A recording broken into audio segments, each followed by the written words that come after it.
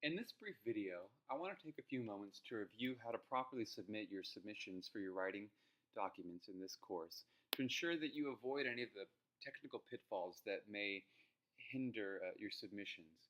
For example, submitting the incorrect file types.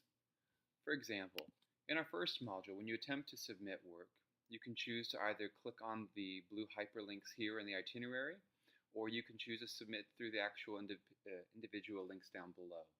So for example, I'm going to go ahead and submit a document for our summary here. When I choose to do so, I'm going to make sure I choose to browse my computer to find the file I've created in either a Word format or a PDF format.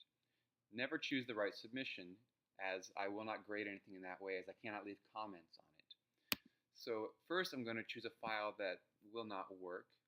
So here below I'm going to choose a zip file, which will not render in Blackboard.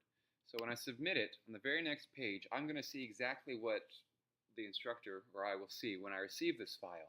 That is, it's a little gray box with a download button. In this way, I'm not able to leave any remarks here. I'm not able to give you any feedback or score your document. What needs to happen here when you see this, and you're responsible for ensuring that text shows up here, is that when you submit a Word document or a PDF even, that content actually shows up. And that is, you'll see that text from your document rendered here through a feature called Crocodoc, powered by Crocodoc, you see.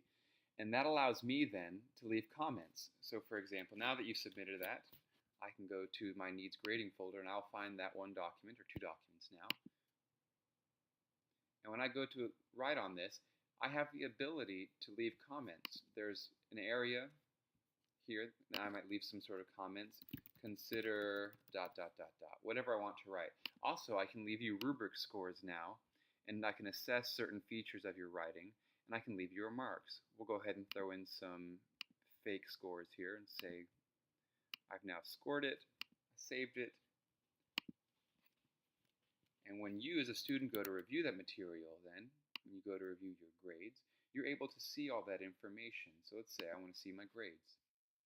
What did I submit? I submitted summary 2. Let's see, where is that? There we are. Summary 2. And now here are my comments. Here are my rubric scores. I can click on that window and I'm able to see those things.